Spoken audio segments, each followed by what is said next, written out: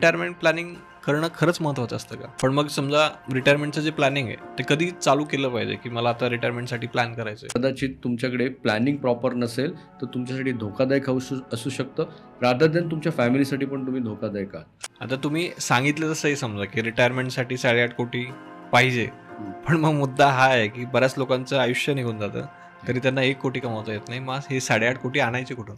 म्हणजे एका व्यक्तीने त्याचं रिटायरमेंट प्रॉपर 40व्या वर्षी स्टार्ट केलं, व्हॉट एव्हर ज्या एजमध्ये त्याला रिअलायझेशन होतं, ती व्यक्ती पुढच्या पिढीचं आयुष्य खूप छान करू शकते, which is called legacy planning. आता समजा जे लोक प्रायव्हेटमध्ये जॉब वगैरे करतायत त्यांना असं वाटत असतं की त्यांचं जे EPF कटिंग वगैरे जे होतं तेच त्यांचं रिटायरमेंट प्लॅनिंग आहे. तर मग यावरती तुमचं काय मत आहे? रिअल इस्टेट आणि EPF किंवा इक्विटी कुठली स्ट्रॅटेजी, सिंगल स्ट्रॅटेजी तुमच्या रिटायरमेंटसाठी 35-40 वर्ष त्यांनी सेव्ह केलेत, इन्व्हेस्ट केलेत आणि काही सर्टन अमाऊंट त्यांच्या रिटायरमेंटसाठी गोळा केलेली आहे.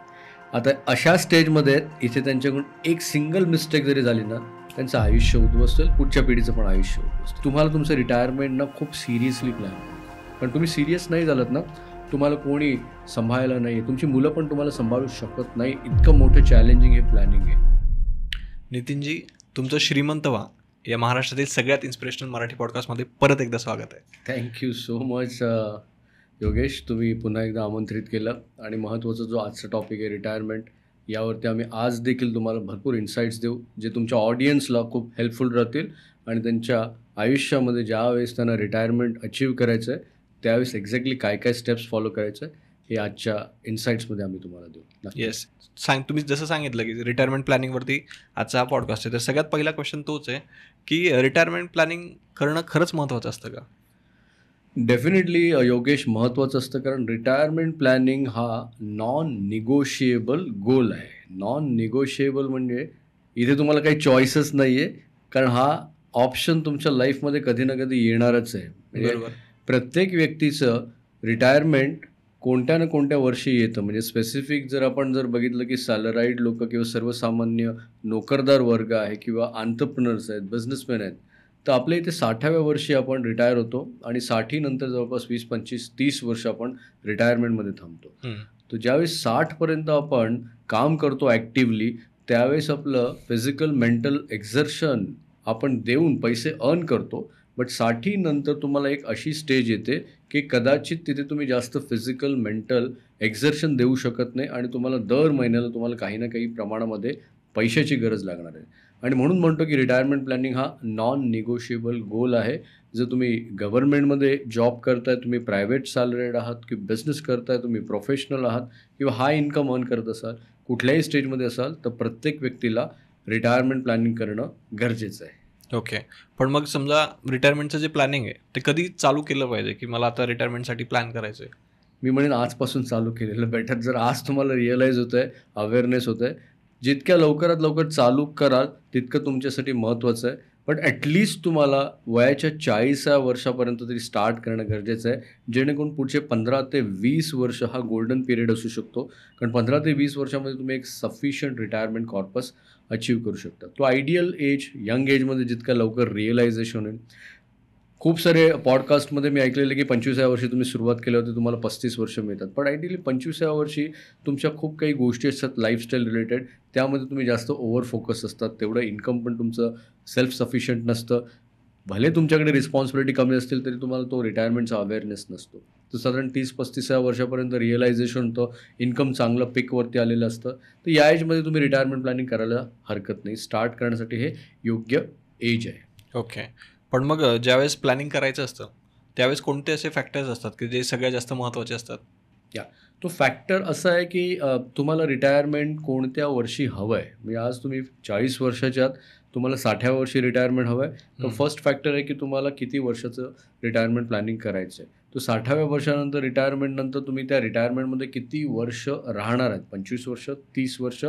कारण आज एक ही पण गोष्ट अंडरस्टँड करायची, ज्यावेळेस आम्ही रिस्क मॅनेजमेंट शिकवतो, तर त्या रिस्क मॅनेजमेंटमध्ये एक रिस्क आहे which is called longevity risk. Longevity risk म्हणजे रिटायरमेंटमध्ये तुम्ही जास्त काळ जगणं कदाचित तुमच्याकडे प्लॅनिंग प्रॉपर नसेल तर तुमच्यासाठी धोकादायक असू शकतं, रादर दॅन तुमच्या फॅमिलीसाठी पण तुम्ही धोकादायक आहात. तर तुम्हाला ही जर्नी जितक्या लवकर स्टार्ट करता येईल तितक्या लवकर स्टार्ट करणं आय थिंक बेटर आहे. 40व्या वर्षी तुम्ही पहिली गोष्ट अंडरस्टँड केलेली आहे की तुम्हाला पुढच्या 15 वर्षात 20 वर्षात रिटायर व्हायचं आहे. तर फर्स्ट फॅक्टर तो आहे. त्यानंतर किती वर्ष तुम्ही रिटायरमेंटमध्ये राहणार. थर्ड फॅक्टर तुम्हाला किती पैशाची गरज आहे. तुमचं आजचं लाईफस्टाईल किती रुपयांनी बनतं आहे. फॉर एक्झाम्पल तुम्ही 1 लाख रुपयाचं आज लाईफस्टाईल मेंटेन केलेलं आहे. म्हणजे हाऊसहोल्ड लाईफस्टाईल एक्सपेन्सेस या 2 गोष्टी तुमच्या मेजर असतील रिटायरमेंटमध्ये. यामध्ये मेडिकल एक्सपेन्स असू शकतो किंवा वेकेशन हा पण एक पार्ट असू शकतो. 3 ते 4 मेजर गोष्टी असतात. त्यासाठी जर आज तुम्हाला 1 लाख रुपये लागत आहेत तर तुम्हाला तुमचं कॅल्क्युलेशन करणं गरजेचं आहे की भविष्यामध्ये तुम्ही 15-20 वर्षानंतर या 1 लाख रुपयाला अजून एक फॅक्टर ॲड करा. इन्फ्लेशनला ॲड करून 1 लाख रुपयाचे किती होतील 20 वर्षांनी. तर आयडियली 7% इन्फ्लेशन कन्सिडर केलं तर 800 लाख रुपये भविष्यामध्ये 20 वर्षामध्ये साधारण 4.5 ते 5 पटीने वाढतील. दॅट मीन्स 4.5 ते 5 लाख रुपयाची तुम्हाला रिटायरमेंटची त्यावेळेस रिक्वायरमेंट असेल पहिल्या वर्षी. आणि त्यानंतर किती वर्ष तुम्ही रिटायरमेंटमध्ये थांबणार त्या रिटायरमेंटमध्ये इन्फ्लेशनला ॲड करून तुम्ही त्याचं प्रोव्हिजन करून हे फॅक्टर्स तुम्हाला अंडरस्टँड करावे लागतील. देन मग या सर्व गोष्टी कळल्यानंतर तुम्हाला ही पण गोष्ट अंडरस्टँड करायची आहे की हे अचीव्ह करण्यासाठी तुम्हाला दर महिन्याला किती पैसे इन्व्हेस्ट करायचे. तो किती पैसे इन्व्हेस्ट करायचे त्यानंतर अगेन एक फॅक्टर येतो की याला तुम्ही कशा पद्धतीने डायव्हर्सिफाईड करणार, कुठल्या कुठल्या ॲसेट क्लासमध्ये किती प्रमाणामध्ये गुंतवणार आणि मग त्याचं पिरियाडिक लेवलवरती दर 6 महिन्यामध्ये 1 वर्षामध्ये रिव्ह्यू करणं. गरज वाटली तर दरवर्षी 2 वर्षात 3 वर्षामध्ये तुम्हाला त्या पोर्टफोलिओमध्ये रिस्ट्रक्चर करणं. तर ही स्टेज इथून इथपर्यंत तुम्हाला या पद्धतीने संपवता येतील. एवढे फॅक्टर्स आहेत त्याच्यामध्ये. हे ॲड करावं लागतील प्रत्येक एलिमेंट. ओके. आणि सरासरी म्हणजे किती पैसे लागतात रिटायरमेंटला, किती जमवले पाहिजे आयडियली असं. बघा 1 लाख रुपयाचं जर आयुष्य जगायचं आहे तुम्हाला, कारण 1 लाख रुपयामध्ये साधारण रिटायरमेंटमध्ये चांगलं आयुष्य जगता येतं. कारण आज कुठल्याही मेट्रो सिटीमध्ये जर तुमच्याकडे महिन्याला तुम्हाला 1 लाख रुपये मिळत असतील तर तुम्ही एक कम्फर्टेबल रिटायरमेंट. तर रिटायरमेंटमध्ये पहिली गोष्ट कम्फर्टेबल रिटायरमेंट जगायचं आहे तर 1 लाख रुपये. जर तुम्हाला वाटतं की तुम्हाला मॉडेस्ट रिटायरमेंट जगायचं आहे तर 50,000 रुपये दर महिन्याला. तुम्हाला पुअर रिटायरमेंटमध्ये जगायचं असेल तर तुम्ही प्लॅनिंग नाही केलं तरी चालेल. तर 50,000 ते 1 लाख रुपये आजचा समजा खर्च कन्सिडर करू. आपण हायर साईडला बघू रिच रिटायरमेंट कशा पद्धतीने करायचं आणि त्यासाठी किती पैसे लागतील. 1 लाख रुपये दर महिन्याला 12 लाख रुपये तुम्हाला साधारण झालं वर्षाचं रिटायरमेंटचा कॉर्पस आजचा. तुम्ही आज 40 वर्षाच्या त्यानंतर त्यामध्ये 7% इन्फ्लेशन ॲड करा. 20 वर्षानंतर बिलीव्ह नाही करणार आजचे 12 लाख रुपये जे वर्षाला लागत आहेत 7% इन्फ्लेशननी 46 ते 47 लाख रुपये पहिल्या वर्षी लागतील. आता त्यानंतर 60व्या वर्षी रिटायर झाल्यानंतर तुम्ही 85पर्यंत लाईफ एक्सपेक्टन्सी पकडली म्हणजे 25 वर्ष जर तुम्हाला जगायचं आहे तर 25 वर्षासाठी योगेश 8.5 कोटी तरी तुम्हाला लागतील. जर तुम्ही पोस्ट रिटायरमेंट 7%चं इन्फ्लेशन कन्सिडर केलं आहे. पोस्ट रिटायरमेंट तुम्ही जिकडे इन्व्हेस्ट करताय 60 नंतर तिकडे तुम्हाला 10%चा पोर्टफोलिओ रिटर्न जनरेट करता येऊ शकतो. अशा पद्धतीने तुम्ही ॲसेट अलोकेशन केलं आहे. 8.5 कोटी 1 लाख रुपयाचं आयुष्य जगण्यासाठी आज कोणी 40 वर्षाचं असेल आणि 60व्या वर्षी रिटायर व्हायचं असेल तेवढी अमाऊंट पकडून चालू तुम्ही 8.5. ओके. 8.5 कोटी. आता तुम्ही सांगितलं तसंही समजा की रिटायरमेंटसाठी 8.5 कोटी पाहिजे. पण मग मुद्दा हा आहे की बऱ्याच लोकांचं आयुष्य निघून जातं तरी त्यांना 1 कोटी कमवता येत नाही. मग हे 8.5 कोटी आणायचे कुठून. बघा पहिली गोष्ट बऱ्याचशा लोकांना 1 कोटी जमवायची याची पण क्लॅरिटी नसते. राईट. ज्यावेळेस तुम्हाला ही गोष्ट कळलेली आहे की तुम्हाला 1 लाख रुपयाचं आयुष्य जगायचं आहे आणि तुमच्याकडे 20 वर्ष आहेत तर ॲटलिस्ट तुम्ही सुरुवात करणं पण फार गरजेचं आहे. जे काही तुमच्याकडे आता अवेलेबल आहे त्या पैशाने तुम्हाला सुरुवात करावी लागेल. एक 40 वर्षाची व्यक्ती ज्याच्याकडे काहीच उरत नसेल तर त्याला पहिले खर्च त्याचं कॅश फ्लो मॅनेजमेंट करावं लागेल प्रॉपरली. कारण पुढच्या 20 वर्षामध्ये एनी हाऊ तो रिटायर तर होणार आहे. तो कोणावरती डिपेंड राहू शकत नाही ना तो गव्हर्नमेंटवरती डिपेंड राहू शकतो ना तो त्यांच्या मुलांवरती डिपेंड राहू शकतं. कारण एवढी मोठी रिस्पॉन्सिबिलिटी मुलांना पण घ्यायची आहे ही मुलांना क्लॅरिटी नाही आहे. त्यामुळे ती रिस्पॉन्सिबिलिटी पहिल्यांदा तुम्हाला घ्यावी लागेल. म्हणजे 40 वर्ष आहे 8.5 कोटी तुम्हाला अचीव्ह करायचे आहेत. साधारण एक 50,000पासून तुम्ही सुरुवात केली तुमच्याकडे तेवढे अवेलेबल आहेत तरी पण तुम्ही 12% 20 वर्षामध्ये 5.5 कोटीपर्यंत अचीव्ह करू शकता. मुद्दा हा आहे की तुम्ही सुरुवात कशा पद्धतीने करताय आणि एकदा का तुम्ही सुरुवात केली रिव्ह्यू केलं ना तर हे सगळे नंबर्स अचीव्ह होण्यासारखे. म्हणजे फार 20 वर्षामध्ये 8.5 कोटी अचीव्ह करणं काही मोठी गोष्ट नाही आहे बाय द वे. राईट ना. आज तुमच्याकडे बघा ना प्रत्येकाकडे कोट्यावधी रुपयाची घरं आहेत जी त्यांनी मॉर्गेजवरती घेतलेली. 1 किंवा 2 मेट्रो सिटीमध्ये राहणाऱ्या कॉर्पोरेट एक्झिक्युटिव्हकडे 1 किंवा 2 घरं ऑलरेडी आहेत आणि ही सर्व लोनवरती घेतलेली आहेत. त्याच्यावरती हजारो आणि लाखो रुपये ते EMI भरतायत. मग 2 घरं घेतली असतील तर तुम्हाला अशी स्ट्रॅटेजी बनवायची की एखादं घर तुमचं रिटायरमेंट होम पण तुम्ही कन्सिडर करू शकता. पण त्यासाठी तुम्हाला प्लॅनिंगची गरज आहे, तुम्हाला क्लॅरिटीची गरज आहे. कारण प्लॅनिंग तुम्हाला क्लॅरिटी देते आणि जसं क्लॅरिटी येतं त्यावेळेस तुम्ही कॉन्फिडेंटली मूव्हमेंट करता की 8.5 कोटीपर्यंत कसं पोहोचू. आणि मग उरलेला जो काही तुमच्याकडे सरप्लस असेल तो सरप्लस तुमचे जे मेजर गोल त्यातला हा एक गोल आहे. त्यासाठी आजपासून इन्व्हेस्ट करायला सुरुवात करा. 50,000 नसतील तर तुम्ही 10 सुरुवात करा, 20 सुरुवात करा.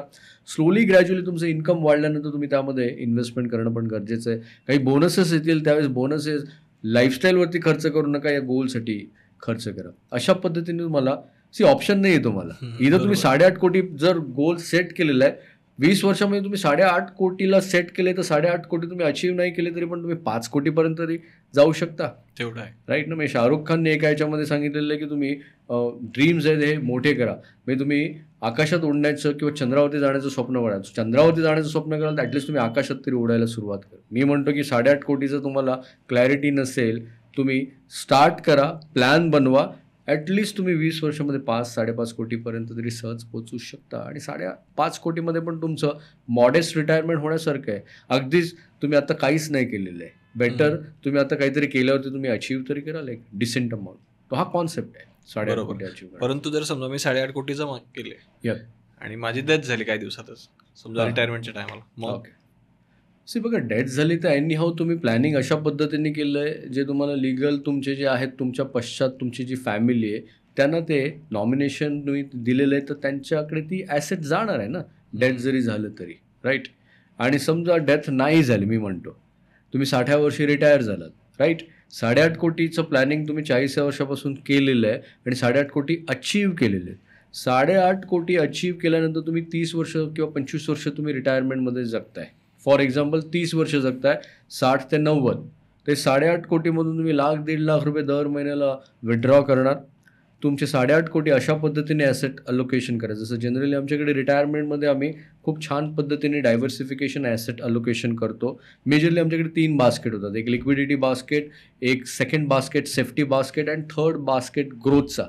आम्ही बिलकुल अशा पद्धतीने SWP करत नाही ज्यामध्ये एक सर्वसामान्य म्युच्युअल फंड ॲडवायझर जो असतो तो काय करतो, फंड्स रेकमेंड करतो की 1 आणि 2 स्कीममध्ये इक्विटीमध्ये इन्व्हेस्ट करा आणि तिथून SWP स्टार्ट करा. या सर्व स्ट्रॅटेजी आम्ही यूज नाही करत. आम्ही 3 बास्केटमध्ये पैसे ठेवतो. लिक्विडिटीचा बास्केटचा जो रोल असतो हा काय करतो की पुढच्या 6 वर्षासाठी किंवा 5 वर्षासाठी तुम्हाला इन्कमचं प्रोव्हिजन करतो. सेफ्टीचा बास्केट आहे तो काय करतो की पुढच्या 6 वर्षानंतर हा जो पैसा संपणार आहे त्याचं रिफिलिंग इथे करतो. आणि ग्रोथचा पार्ट जो करतो हा लाँग टर्मसाठी 15-20 वर्षासाठी करतो.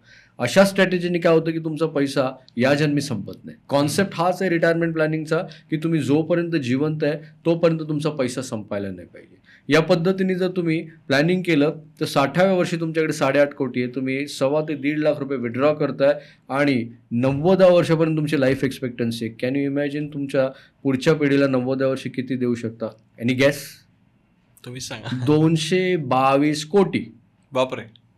राईट. म्हणजे एका व्यक्तीने त्याचं रिटायरमेंट प्रॉपर 40व्या वर्षी स्टार्ट केलं, व्हॉट एव्हर ज्या एजमध्ये त्याला रिअलायझेशन होतं, ती व्यक्ती पुढच्या पिढीचं आयुष्य खूप छान करू शकते, which is called legacy planning. आणि मेजॉरिटी लोक स्वतःचं रिटायरमेंट प्लॅनिंग करत नाही योगेश, आणि त्यामुळे त्या त्यांच्या पुढच्या पिढीला पण वेल्थ देऊ शकत नाही. आम्ही ऑलवेज म्हणतो, धनश्री मॅडम आणि मी नेहमी म्हणतो की जर पेरेंट्सने पुढच्या पिढीसाठी वेल्थ क्रिएट नाही केली, रादर दॅन तुम्ही तुमच्यासाठी वेल्थ नाही आणि पुढच्या पिढीसाठी वेल्थ नाही क्रिएट केली, बाय डिफॉल्ट ऑटोमॅटिकली तुम्ही पुढच्या पिढीसाठी डेट क्रिएट केलं, लायबिलिटी क्रिएट केलेली. तर या पद्धतीने लिगसी करू शकता ना तुम्ही. आणि खरंच का तुम्हाला तुमच्या फॅमिलीची काळजी नाही का, तुम्हाला तुमच्या मुलांची काळजी नाही का? जर तुम्ही आज उशीर झालाय, 50 जरी वर्षाचे असाल करा ना प्लॅनिंग. 60 वर्षाचे असाल तुम्हाला प्लॅनिंग करायचं, जे काय आलेलं आहे त्याचं नियोजन करा, जेणेकरून पुढच्या पिढीला पुढच्या 25-30 वर्षानंतर पण तुम्ही वेल्थ देऊ शकता. पुढची पिढी तुम्ही जर लिगसी दिली तर कदाचित तुम्हाला जन्मानुजन्म आठवणीमध्ये राहील आणि तुम्ही त्यांचं स्ट्रगल अवॉइड करताय. तो माझा कॉन्सेप्ट आणि धनश्री मॅडमचा कॉन्सेप्ट सिम्पल आहे. आज कदाचित आम्ही स्ट्रगल करतोय आमच्या वेल्थ क्रिएशनसाठी, नेक्स्ट माईट बी पिढी वेल्थ क्रिएशनसाठी स्ट्रगल नाही करणार, लायबिलिटीजमध्ये जाणार नाही. कॉन्सेप्ट आज मेजॉरिटी पेरेंट्सनी पॉप्युलेशननी रिटायरमेंट प्लॅनिंग केलेली नाही. याचा इम्पॅक्ट बघा, त्यांची पुढची पिढी आजही नोकरी करते, आजही त्यांचे फायनान्शियल ट्रॅप आहेत, आजही लोन घेतात, लायबिलिटी घेतात, लाईफस्टाईलमध्ये अडकलेले आहेत. हा प्रॉब्लेम आहे की रिटायरमेंट प्लॅनिंग प्रॉपर वेमध्ये करत नाही. म्हणजे तुमचं असं म्हणणं आहे की रिटायरमेंट प्लॅनिंग ही स्वतःसाठी नसते, पण पूर्ण फॅमिलीसाठी असते, की तुम्हाला तर ती कामात पडेलच, पण तुमच्या येणाऱ्या पिढ्यांनाही ती कामात पडेल. पहिली कामाला येईल की तुम्हाला, हम्म. कारण तुम्ही जर फायनान्शियल ट्रॅपमध्ये असाल तर तुम्ही फॅमिलीसाठी काहीच करू शकत नाही. तो बरोबर. फर्स्ट तुम्हाला ती कामाला येते. तुम्हाला जे लाईफ जगायचं आहे रिटायरमेंट नंतर, पोस्ट रिटायरमेंट, खूप साऱ्या लोकांना आज चांगलं लाईफ जगायची सवय झाली, चांगलं लाईफस्टाईल जगायची सवय. मुंबई, पुणे यासारख्या मेट्रो सिटीमध्ये खूप जणांना मी भेटतो ना, चांगलं लाईफ जगतात, चांगल्या गाडीमध्ये ते फिरतात, चांगल्या घरामध्ये जातात, चांगल्या हॉटेलमध्ये फाईन डाईनमध्ये जेवतात, कारण त्यांनी ती मेंटेन केलेली. हीच लाईफ जर तुम्हाला 60व्या वर्षी मेंटेन करायची आहे देन मग तुम्ही आज प्लॅनिंग करा. बरोबर. राईट. आणि कोणालाही आवडत नाही योगेश की आपण 60 आज पुढचे 20 वर्ष आपण खूप चांगलं तोपर्यंत इन्कम आहे तोपर्यंत जगायचं आणि 60व्या वर्षी गरीब म्हणून जगायचं, कोणालाही आवडत नाही. बाय द वे पेन आहे त्याच्यामध्ये खूप. राईट. बरोबर. आणि तुम्ही धनश्री मॅमचं नाव काढलं तर मी तर त्यांना मिस करतोय आणि मला वाटतं की आपली ऑडियन्स पण त्यांना या पॉडकास्टमध्ये मिस करत असेल. Right right definitely. आज काही कारणास्तव त्या येऊ शकल्या नाही. नेक्स्ट पॉडकास्टमध्ये त्या डेफिनेटली आपल्याला येतील आणि अजून एका वेगळ्या टॉपिकवरती, इन्साईटवरती आम्ही डेफिनेटली तुम्हाला खूप चांगले ॲडवाईस करू जे तुमच्या ऑडियन्सला फ्रुटफुल राहील. येस. आणि त्यानंतर आता तुम्ही सांगितलं 8.5 कोटीबद्दल आपण सगळं डिस्कस केलं. मला सांगा की एक आयडियल एज काय असलं पाहिजे बरं रिटायर व्हायचं? कारण आधी समजा 60 होतं, नंतर आता कमी होतं आहे, काय असलं पाहिजे? तुम्हाला कधी रिटायर व्हायचा, मी एक क्वेश्चन मी तुम्हाला पहिल्यांदा करतो. तुमची काय इच्छा आहे की कोणत्या वयामध्ये तुम्हाला रिटायर व्हायचं आहे? तरी समजा 50 पर्यंत. ओके. आज एज किती आहे? आज 30. 30. तो ॲटलिस्ट तुम्हाला नेक्स्ट 10 to 15 इयर्समध्ये आज जे काही एज आहे त्या एजमध्ये तुम्हाला रिटायर व्हायचं आहे. समजा आज तुम्हाला रिअलाईज 40व्या वर्षी झालं तर आयडियल एज तुमच्यासाठी 55 to 60. Fair enough. ॲटलिस्ट तुमच्याकडे 15 वर्ष मिनिमम पाहिजे रिटायरमेंट प्लॅनिंगसाठी. जर तुम्ही 15 वर्ष रिटायरमेंट प्लॅनिंग स्ट्रेट अवे केलं, रिव्ह्यू केलं, ॲसेट अलोकेशन केलं, रिस्क मॅनेजमेंट केलं, कुठल्याही इकॉनॉमीमध्ये तुम्ही फायनान्शियल फ्री होऊ शकता, रिटायर होऊ शकता. तो आयडियल एज तुमचं 40 असेल तर तुम्हाला 60 आयडियल एज आहे रिटायरमेंटसाठी. 25 तुमचं एज आहे आणि तुम्हाला खूप स्ट्रॉंग अवेअरनेस आलं आहे, फार रिअलायझेशन नाही झालेलं आहे आणि तुम्हाला वाटतंय की तुम्ही ज्या इंडस्ट्रीमध्ये जॉब करताय ती इंडस्ट्री कधीही स्लो डाऊन होऊ शकते, रिस्क आहे, अशा इंडस्ट्रीमध्ये तुम्ही आहात तर 25व्या वर्षी प्लॅनिंग करा आणि 45 एजमध्ये तुम्ही फायनान्शियल फ्री होऊ शकता, रिटायर होऊ शकता. 45 नंतर तुम्ही तुमचं दुसरं करिअरमध्ये जाऊ शकता. पण ॲटलिस्ट 10 इयर्स तुमच्याकडे रिटायरमेंट प्लॅनिंगचे आजपासून असतील तर ते आयडियल एज आहे. ओके. आणि आता आपण एक नवीन कॉन्सेप्ट ऐकतो की लोकांना लवकर रिटायर व्हायचं आहे, रिटायर अर्ली.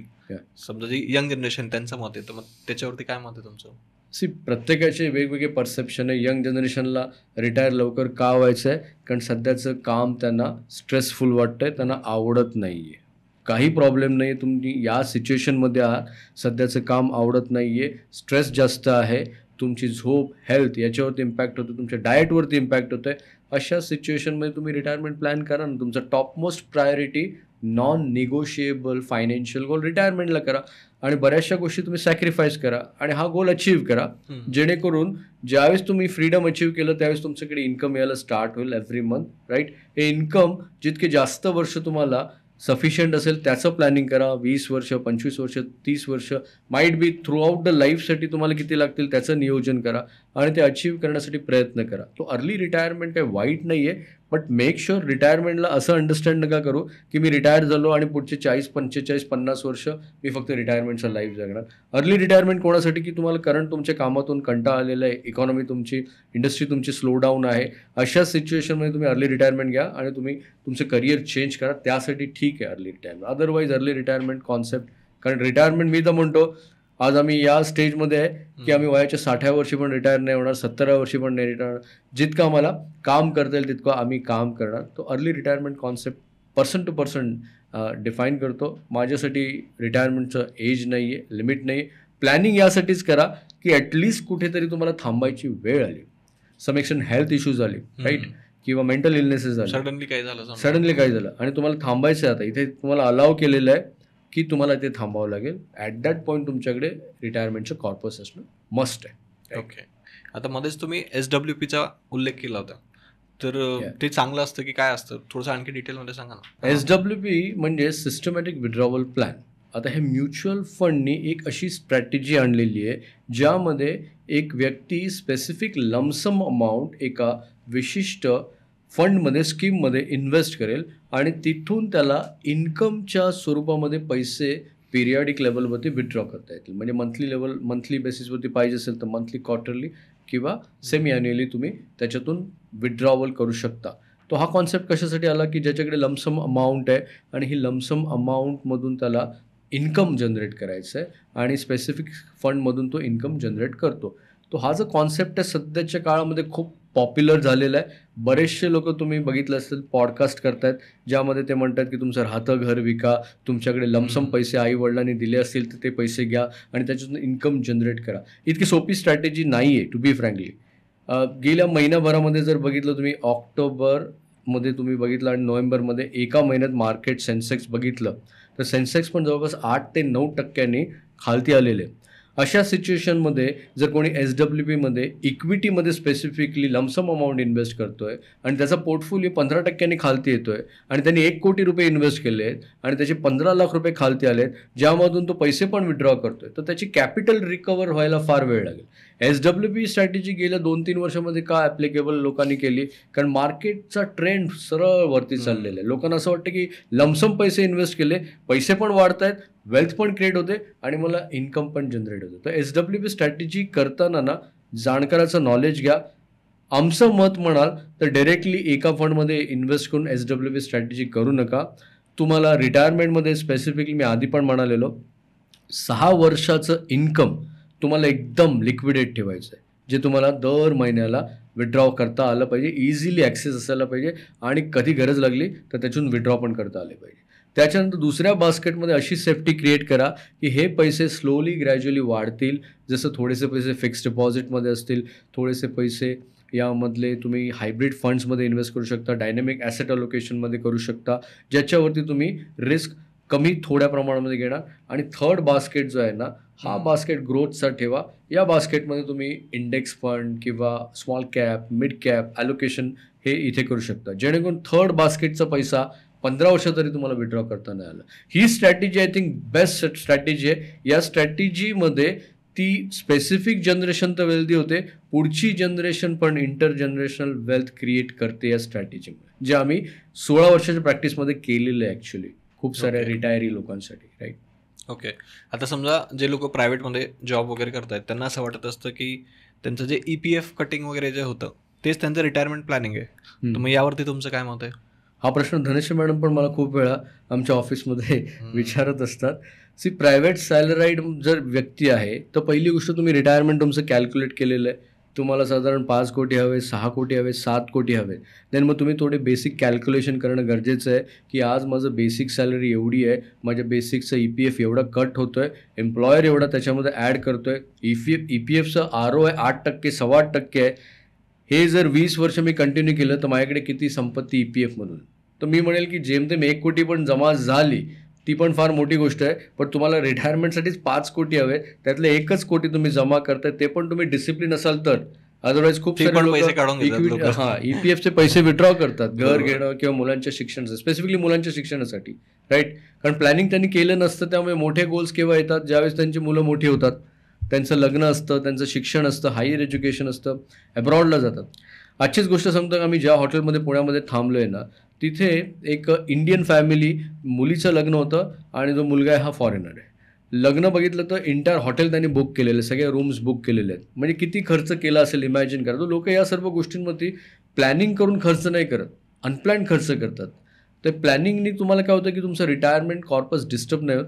पण EPFवरती डिपेंड नका राहू, कारण EPF तुम्हाला 100% तुम्ही एका स्ट्रॅटेजीवरती डिपेंड नाही राहू शकत. रादर दॅन मी म्हणतो की रिअल इस्टेटवरती पण डिपेंड नका राहू. खूप साऱ्या लोकांचं थिंकिंग असं आहे की माझ्याकडे 2 रिअल इस्टेट आहे आणि माझं रिटायरमेंटचं प्रोव्हिजन झालं आहे. रिअल इस्टेट आणि EPF किंवा इक्विटी कुठली स्ट्रॅटेजी सिंगल स्ट्रॅटेजी तुमच्या रिटायरमेंटसाठी नाही. तुम्हाला मल्टिपल स्ट्रॅटेजीज बनवाव्या लागतील, तरच तुम्ही रिच रिटायरमेंटमध्ये जगू शकता. ओके. आणि आता समजा हे तर झालं की ज्यांना रिटायरमेंटचं प्लॅनिंग करायचं आहे. आता आपण थोडंसं त्या लोकांबद्दल डिस्कस करू की जे ऑलरेडी रिटायर झालेत. समजा बऱ्याच वेळेस आता आपले जे समजा वडील वगैरे होते त्यांना रिटायरमेंट झाल्यानंतर एक लमसम अमाऊंट मिळते, बरोबर? तर त्या लोकांना कळत नाही किती अमाऊंट प्रॉपरली कुठं इन्व्हेस्ट केली पाहिजे. राईट. तर मग त्याच्यावरती काय सांगाल? आता इथे त्यांना मी सल्ला देईन की त्यांनी जाणकाराचा, एक्सपर्टचा सल्ला घ्या. योगेश का घ्यावा? 35 ते 40 वर्ष त्यांनी नोकरी केली आहे. 35-40 वर्ष त्यांनी सेव्ह केलेत, इन्व्हेस्ट केलेत आणि काही सर्टन अमाऊंट त्यांच्या रिटायरमेंटसाठी गोळा केलेली आहे. आता अशा स्टेजमध्ये इथे त्यांच्याकडून एक सिंगल मिस्टेक जरी झाली ना, त्यांचं आयुष्य उद्ध्वस्त, पुढच्या पिढीचं पण आयुष्य उद्ध्वस्त, कारण पुढच्या पिढीवरती त्यांना फायनान्शियल डिपेंड राहावं लागेल. अशा सिच्युएशनमध्ये आमच्याकडे खूप सारे रिटायर झाल्यानंतर खूप सारे बँकर्स येतात, चांगल्या पोझिशनवरती लोक येतात ज्यांचं आम्ही रिटायरमेंट प्लॅनिंग करतो. तर 1 कोटी जर त्या व्यक्तीकडे समजा रिटायरमेंटचा कॉर्पस जमा आहे, म्हणजे आता पुण्यामधली एक केस स्टडी होती, एका युनिव्हर्सिटीमधून ते चांगल्या पोझिशनमध्ये होते आणि ते रिटायर झाले. तर साधारण 1.25 कोटी 1.5 कोटीचा कॉर्पस होता. तर या कॉर्पसला आम्ही याच पद्धतीने मॅनेज केलं की त्यांचे गोल्स आम्ही डिझाईन केले. त्यांना पेन्शन किती मिळते हे बघावं लागतं. पहिली गोष्ट म्हणजे त्यांना गव्हर्नमेंट पेन्शन आहे, सफिशियंट असेल, मग तो पैसा आपण जास्त सेफ्टीमध्ये आणि लिक्विडिटी आणि ग्रोथमध्ये थोडासा ठेवा. कारण गव्हर्नमेंटमध्ये जर तुम्हाला 60-70 हजार 1 लाख रुपये पेन्शन येतं आहे, तर तुम्हाला वाजवीपेक्षा जास्त रिस्क घेण्याची गरज नाही. पण हीच सिच्युएशन 60 वर्षाची व्यक्ती आहे आणि त्याच्याकडे प्रायव्हेटचं पेन्शन आहे जेमतेम 5-6 हजार रुपये आणि त्याच्याकडे काही थोडेच फंड्स आहेत लिक्विडिटी, याच्यातून प्लॅनिंग करायचं असेल तर तुम्हाला खूप केअरफुली प्लॅनिंग करावं लागेल, प्रॉपर रिस्क मॅनेजमेंट करावं लागेल. या सर्व गोष्टी आम्ही जनरली करतो, कारण रिस्क मॅनेजमेंट प्रॉपर नाही झालं तर त्या व्यक्तीचे पैसे संपतील, राईट. आणि आम्ही म्हणतो की ना, आमच्याकडे खूप सारे ब्लेझिंग्स आहेत, असे म्हणजे आशीर्वाद आहे जे रिटायरी लोकांचे आम्ही फंड मॅनेज केलेले आहेत, किंवा खूप सारे असे ब्लेझिंग आहेत की लोकांचे होपच गेलेले त्या लोकांची ब्लेसिंग आहे. त्यामुळे असा एवढा आशीर्वाद आहे योगेश की भीती वाटत नाही आता आम्हाला कधी आम्ही कुठलंही फायनान्शियल रिस्क घेतो किंवा बिझनेस रिस्क घेतो. आम्हाला माहिती आहे की आम्ही खूप चांगलं काम करतोय. आशीर्वाद असल्याकारणाने आम्ही जास्त काही ट्रॅपमध्ये येणार नाही. तो रिस्क मॅनेजमेंट फार महत्त्वाचं आहे.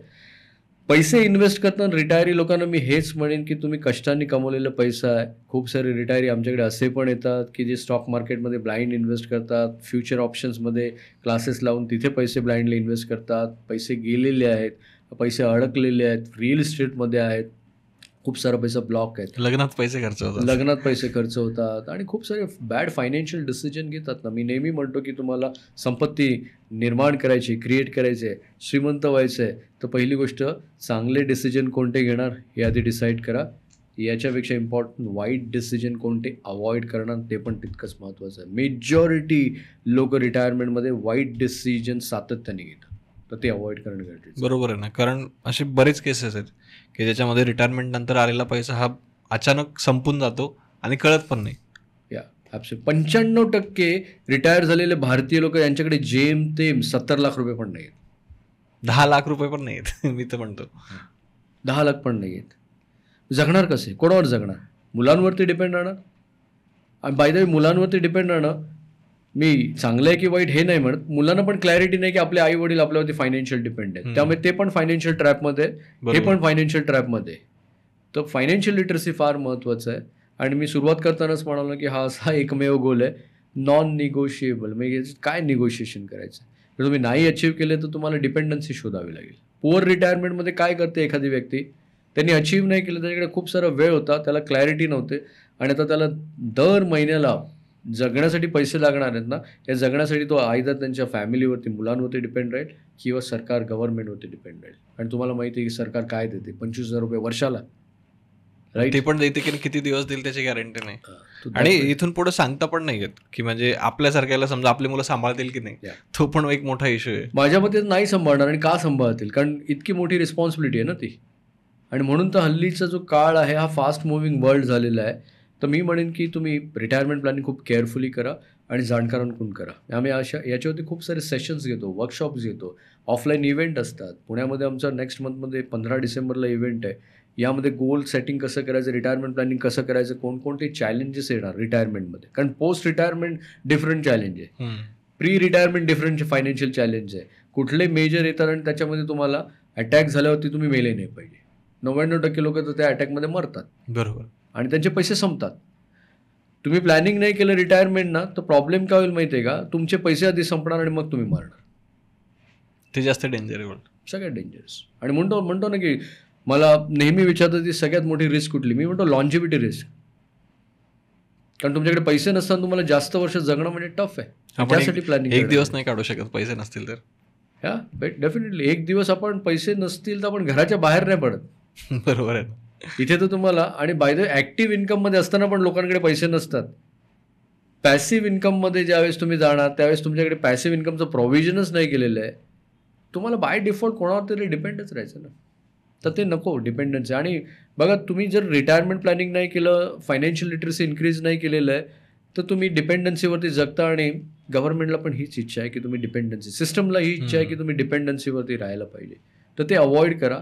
हा फार चॅलेंजिंग आणि महत्त्वाचा फायनान्शियल गोल आहे. यावरती इतकं डिटेलमध्ये कोणी बोलत नाही, कारण इतकं डिटेलमध्ये कोणी प्रॅक्टिस नाही केलेली. तर मी सर्व तुमच्या ऑडियन्सला म्हणेन, जे यंग ऑडियन्स असतील, 25-30 वर्षाचे असतील, त्यांनी रिटायरमेंट प्लॅनिंग एका एक्सपर्टकडून करून घ्यावं. कॅल्क्युलेट करावे त्यांना किती नंबर्स अचीव्ह करायचे आहेत, जेणेकरून त्यासाठी तुम्हाला स्ट्रॅटेजी बनवता येईल आणि त्या स्ट्रॅटेजीप्रमाणे तुम्ही ते नंबर्स अचीव्ह करू शकता. जर मिडल एजमध्ये असाल 40-45 वर्षामध्ये आणि पुढच्या 15 वर्षामध्ये होणार, तर तुमचे नंबर्स पण कॅल्क्युलेट करा, तुम्हाला पैसे किती लागतात ते बघा. आणि जर 60मध्ये तुम्ही ऑलरेडी रिटायरमेंट झालेले आहेत आणि तुम्ही क्लॅरिटी नाही आहे, देन मग तुम्ही कॅल्क्युलेट करा की इथून 20 वर्ष तुम्ही जगणार आहे, पेन्शन किती मिळणार आहे आणि तुम्हाला खर्च किती लागणार आहे. ओल्ड एजमध्ये तुम्हाला काही झालं, मेडिकल इमर्जन्सी आली तर काय लागेल. कारण ओल्ड एजमध्ये मेडिकल इमर्जन्सीमध्ये जास्त पैसे जातात, डे टू डे एक्सपेन्सेसमध्ये जास्त पैसे जातात, राईट. बरोबर. आणि मेजर काही सर्जरी वगैरे आली, मेजर काही डिसीज झाला, क्रिटिकल डिसीज झाला, देन मग त्याच्यासाठी तर काही प्रिपरेशन नाही आहे, मेडिकल इन्शुरन्सेस पण नाही आहे. सगळ्या गोष्टी आपण कॉर्पोरेटवरती डिपेंड असतो. खूप सारे कॉर्पोरेट एम्प्लॉई स्वतःचं घेत नाहीत हे मेडिकल इन्शुरन्स, कारण ते डिपेंड असतात त्याच्यावरती. तर या सर्व गोष्टींना रिटायरमेंट प्लॅनिंगमध्ये तुम्हाला चेक करायच्या आणि त्याच्यावरती इम्प्लिमेंट करणं फार गरजेचं. आता बरेच असे लोक आहेत की ज्यांचं रिटायरमेंट झालेलं आहे आणि जो पैसा होता तो पण संपलेला आहे. ओके. आता फक्त त्यांच्याकडे पेन्शन आहे. ओके. आणि त्या लोकांना असं वाटतं की आता ही तरी थोडीफार आपण स्वतःसाठी पण यूज करू, पण इन्व्हेस्ट पण करू. राईट. मग त्या लोकांसाठी काय सोल्युशन आहे? अगेन मी योगेश काय म्हणेन की तुमच्याकडे पेन्शन पण येतं आणि पेन्शनमधून तुमचे खर्च पण निघून जात आहेत आणि देन पैसे उरत आहेत. अशा सिच्युएशनमध्ये तुम्ही लॉन्जिव्हिटीसाठी प्लॅन करा. राईट. पेन्शन तुमचं सफिशियंट आहे आणि तुमचा एक्सपेन्स पण त्याच्यातून चांगला जातोय, चांगलं लाईफ जगताय आणि उरलेले पैसे तुम्ही भविष्यामध्ये वेल्थ क्रिएशनसाठी, लॉंग रिटायरमेंटसाठी करा, जेणेकरून तुम्ही 90 वर्ष जगणार आहे, 95 वर्ष जगणार आहे, त्या रिटायरमेंटचं प्लॅनिंग करायला सुरुवात करा. यामध्ये थोडेसे पैसे तुम्ही इक्विटी म्युच्युअल फंडमध्ये इन्व्हेस्ट करू शकता, थोडे तुम्ही डायनॅमिक ॲसेट लोकेशनमध्ये करू शकता. त्यात पण एक गोष्ट महत्त्वाची की तो पैसा तुम्ही कोणाकडे देताय ते पण महत्त्वाचं आहे. कारण असं नको व्हायला की तुम्ही एखाद्यावरती विश्वास ठेवताय, त्याला पैसा देताय आणि तोच पळून जातोय. कारण या जे वयातले जे लोक आहेत, समजा जे 50-60 वाले, ते कोणावरती पण सहज विश्वास ठेवतात. तर हा पण एक मुद्दा महत्त्वाचा आहे की तुम्ही कोणाच्या हातात ते पैसे देताय. Absolutely right. कारण सिनियर सिटीजननी ही गोष्ट तर अंडरस्टँड करा ना की इथे तुम्ही एक मिस्टेक छोटीशी जरी केली, तुमचं आयुष्य उद्ध्वस्त होतं आहे. कारण जर तुम्ही बॅड फायनान्शियल डिसिजन घेतलेलं आहे आणि यामध्ये तुम्ही एक्सपर्टला कन्सल्ट नाही केलं आहे किंवा ज्याला तुम्ही एक्सपर्ट मानताय तो एक्सपर्टच नाही आयडियली, आणि तुम्ही म्हणतो ना की रिटर्न चेस करण्यासाठी तुम्ही एका स्पेसिफिक ॲसेट क्लासमध्ये कॉन्सन्ट्रेट करून तुमचे सर्व रिटायरमेंटचे पैसे इन्व्हेस्ट केले. समजा रिटायरमेंटचा पैसा आला आणि तुम्ही सर्व पैसे लँडमध्ये किंवा रिअल इस्टेटमध्ये इन्व्हेस्ट केला, असेही लोक आमच्याकडे येतात. किंवा म्युच्युअल फंडमध्ये सर्व पैसे किंवा स्टॉक्समध्ये सर्व पैसे एकाच टाईपच्या ॲसेट क्लासमध्ये इन्व्हेस्ट केल्यानंतर काय होतं की तुम्हाला कॅपिटल लॉसचा धोका असतो. Capital loss I think he सर्वात मोठी रिस्क अंडरस्टँड करायची.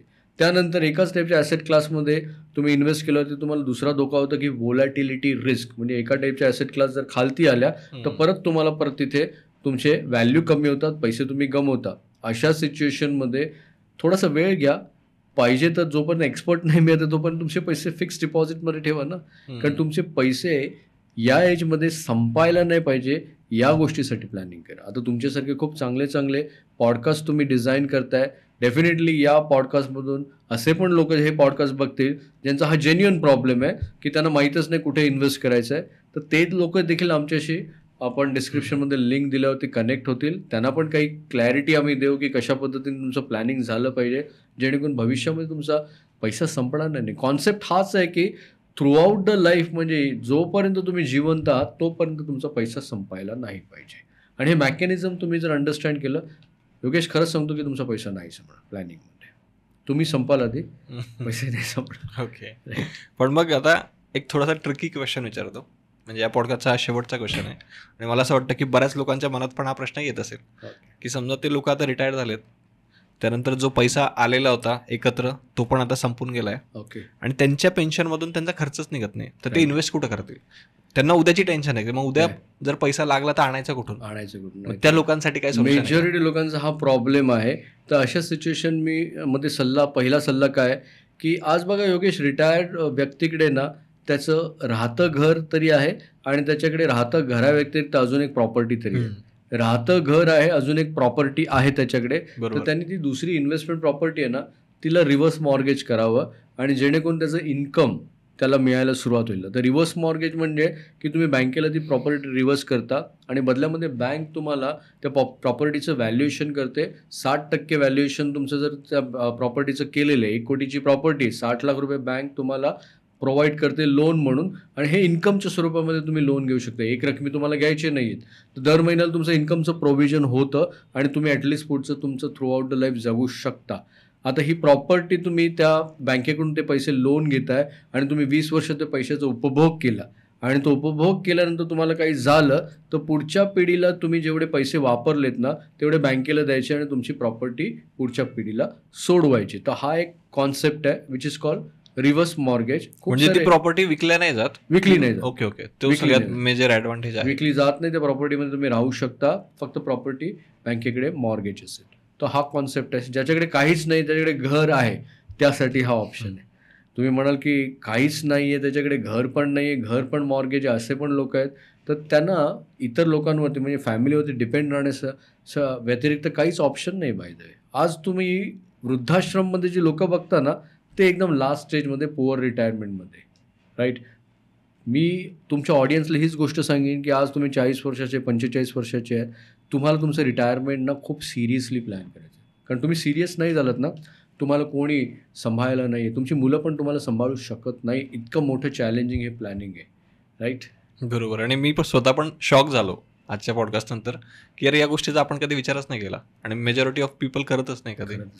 Absolutely right. मेजॉरिटी लोक या सर्व गोष्टीचा विचार करत नाही. त्यांना असं वाटतं की रिटायरमेंट काही सिरियस गोल नाही आहे. पण मी म्हणतो की यामध्ये तुम्हाला काही ऑप्शन नाही आहे, चॉईस नाही आहे. तुम्हाला फोर्सली तुमचं रिटायरमेंट प्लॅन करायचं आहे, राईट. ओके, तर thank you so much once again. तुम्ही इथं आलात आणि एवढी युजफुल इन्फॉर्मेशन आमच्या ऑडियन्ससोबत शेअर केली. Thank you so much. तुम्ही इन्व्हाइट केलं आणि या विषयावरती आम्हाला बोलण्याची संधी दिली. डेफिनेटली हा तुमच्या पॉडकास्टमध्ये खूप काही असे लोक जर असतील की त्यांचं रिटायरमेंट प्लॅनिंग त्यांनी केलं नसेल तर त्यांना मी मेसेज हाच देईन की तुमचं रिटायरमेंट प्लॅनिंग आजपासून करायला सुरुवात करा. काही रिटायर झालेले लोक आहेत त्यांनी पण ब्लाइंडली पैसे इन्व्हेस्ट केले असतील, त्यांना पण मी हेच सांगेन की तुमचं प्लॅनिंग करायला सुरुवात करा. तुम्हाला या संदर्भात काही हेल्प लागेल तर डेफिनेटली माझी टीम तुम्हाला 30 मिनिटचं फ्री कन्सल्टेशन देईल. प्लस आमचे इव्हेंट होतात, ऑफलाईन ऑनलाईन इव्हेंट होतात. तर या इव्हेंटमध्ये तुम्हाला जर खरंच येण्याची इच्छा असेल ऑनलाईन किंवा ऑफलाईन, तुम्ही आम्हाला कॉन्टॅक्ट करू शकता. डिस्क्रिप्शनमध्ये आम्ही तुम्हाला त्याचे डिटेल्स पण प्रोव्हाइड करू. Thank you so much. Yes, thank you so much. Thank you so much.